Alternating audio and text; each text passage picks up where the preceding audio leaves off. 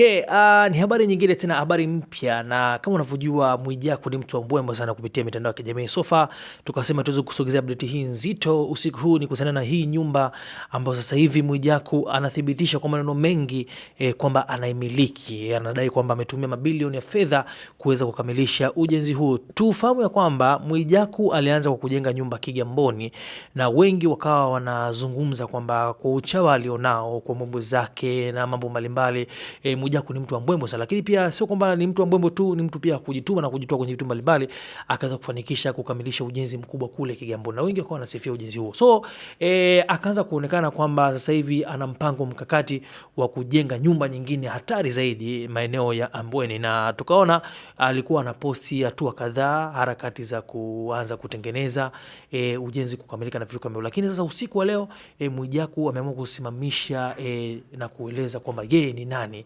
Kupitia ukurasa wake wa Instagram ameweza kuposti nyumba hiyo kubwa, na kama unavyoona nyumba hii ni ya gorofa na ina nakshi nyingi sana.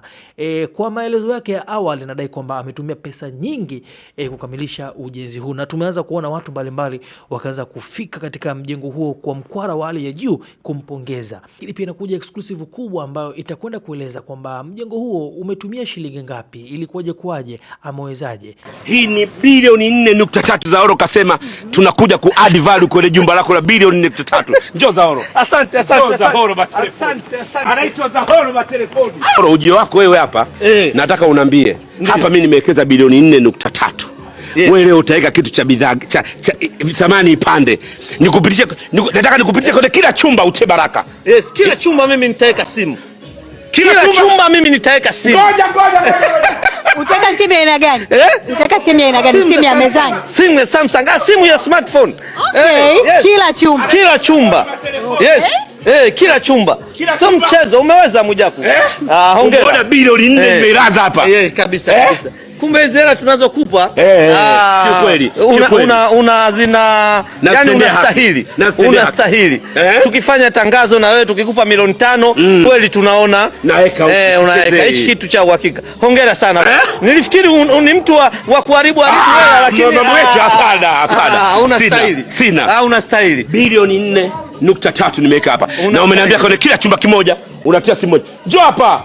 Zahoro matelefoni anakuja kuongeza thamani. Shemeji. Hongereni sana. Nimeambia Zahoro bilioni 4.3 unaongeza thamani gani? Kasema kila chumba kimoja leo inawekwa simu moja. Kila chumba kimoja inawekwa simu moja. Vyumba viko 5 vyote vinawekwa simu. Anaitwa Zahoro matelefoni. Kijana mdogo nilikuwa namwambia kazi anazo. Hongera sana. Yaani jamaa yuko vizuri. Anastahili. Hata kama tunamlipa milioni 10 lakini tunaiona. Umeona hapo?